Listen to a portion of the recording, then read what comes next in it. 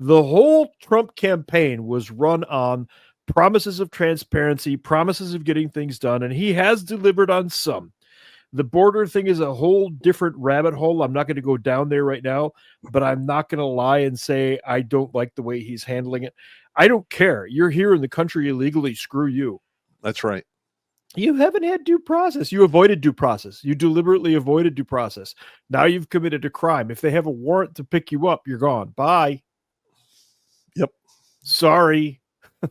Meanwhile, on a tiny little island in the Caribbean, there's this guy who's got this creepy looking temple and a whole track record of doing all kinds of shady things. We'll get into that in a moment because Trump's initial run for the 2024 campaign was based in large part on dealing with this Epstein files thing. Yes. Everybody knew that this was bad. Everybody knew that Epstein was a bad operator, a bad individual. I personally believe he was reporting to foreign intelligence agencies.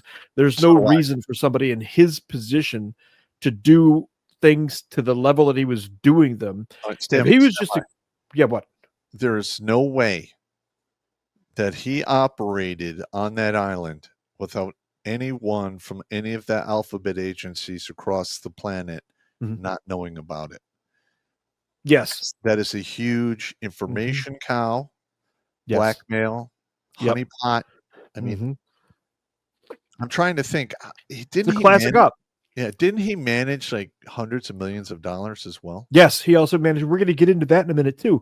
But let me get back to Pam Bondi's initial release, where I hit the wrong button. I'm going to hit that button there. Where's Jimmy Bones? Attorney General Pamela Bondi releases first phase of declassified Epstein files. These are the famous folders that everybody walked out with. Remember that scene? Everybody came out of the Justice Department building with these white folders going, hey, look, we have the Epstein files. This Department of Justice is following through on President Trump's commitment to transparency and lifting the veil on the disgusting actions of Epstein and his co-conspirators. The first phase of files released today sheds light on Epstein's extensive network and begins to provide the public with long overdue accountability. The FBI is entering a new era, one that will be defined by integrity, accountability, and the unwavering pursuit of justice, said FBI Director Kash Patel. There will be no cover-ups, no missing documents. Wait, there will be no cover-ups, no missing documents, and no stone left unturned. And anyone from the prior or current bureau who undermines this will be swiftly pursued. If there are gaps, we will find them. If records have been hidden, we will uncover them. And we will bring everything we find to the DOJ to be fully assessed and transparently disseminated to the American people. As it should be. The oath we take to the Constitution under my leadership, I promise it will be upheld without compromise. Links to release documents are below. Evidence list, flight log, U.S. versus Maxwell, flight log, U.S. versus Maxwell, parts 1 through 6, contact book redacted, masseuse book redacted. Why are those redacted? That's all interesting and everything.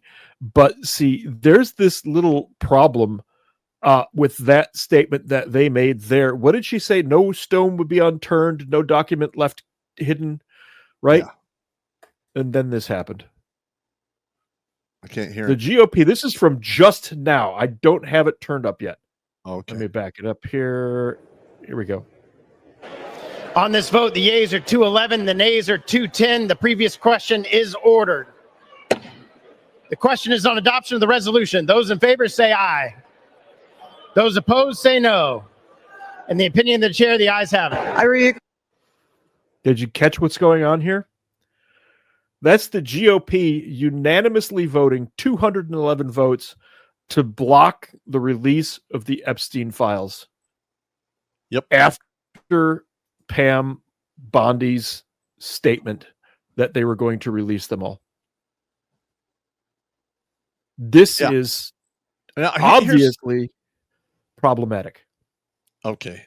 Now, if this is coming from higher than Bondi herself, if she had any integrity, she would just resign and go, look, I can't work like this. I'm out.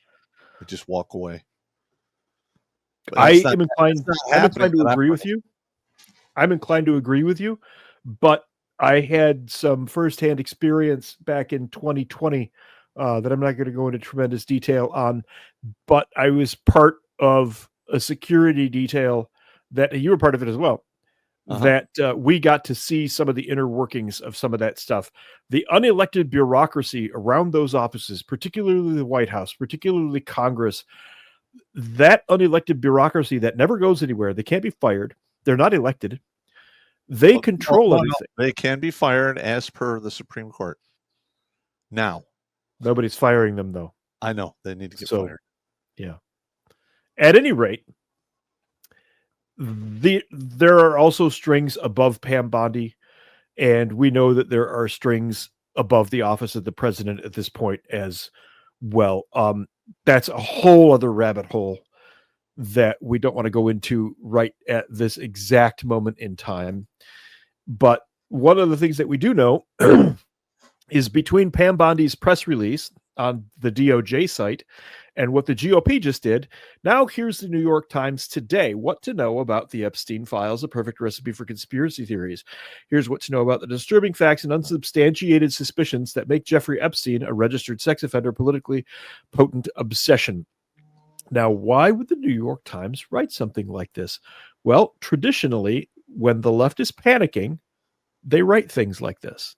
There's nothing to see here. Move along. You're all crazy. It's a right-wing conspiracy theory. The assertion by Elon last month that Trump was named in the FBI files concerning the disgraced financier Jeffrey Epstein. Disgraced financier. The guy's a pedophile. Yeah. Signaled a loud public crack in the president's support system. That crack has become a chasm in recent days after the administration suddenly reversed course on its long-standing promises to reveal previously unknown details of the investigation into Mr. Epstein.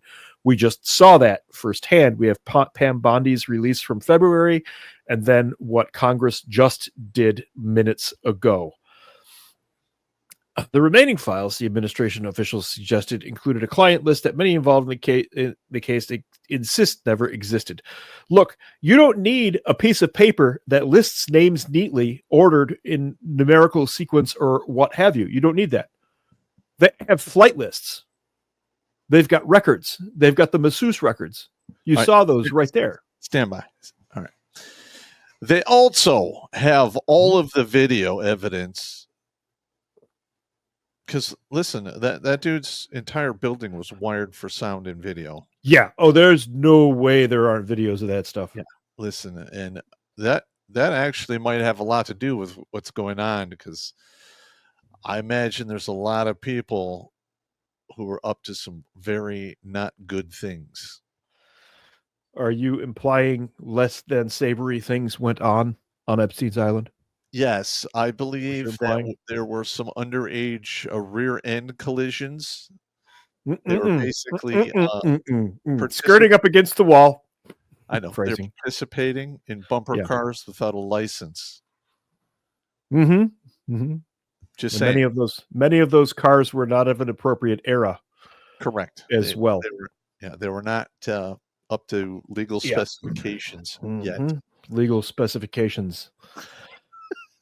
Oh, whew, lads. I got a drink, man. This is just insane. This is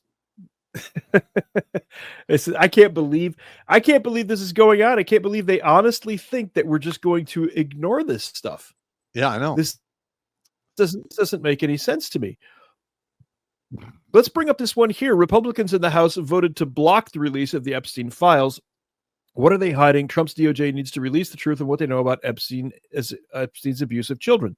Release the Epstein files. This is Ilhan Omar. Okay, this freak married her own brother to circumvent visa laws. We know this is true. But here I am going, yeah, no, you're not wrong. Yeah. I mean, even the worst of people can say the truth from time to time. And in this particular case, that's what she's doing here. And hot on the heels of that, here's what she's talking about. The Republicans in the House committee just stopped an amendment that, if passed, would force Congress to vote on whether Trump administration should release the Epstein files. So that ruling, that vote that we saw wasn't really the vote to force the issue. It was the vote on whether or not they were going to even discuss it. So it never even made it past that point. Yeah, which is incredibly infuriating. it is enormously infuriating. Yeah. Now listen. Okay. My buddy Pete and I talk about politics, and for years he was saying there aren't two parties.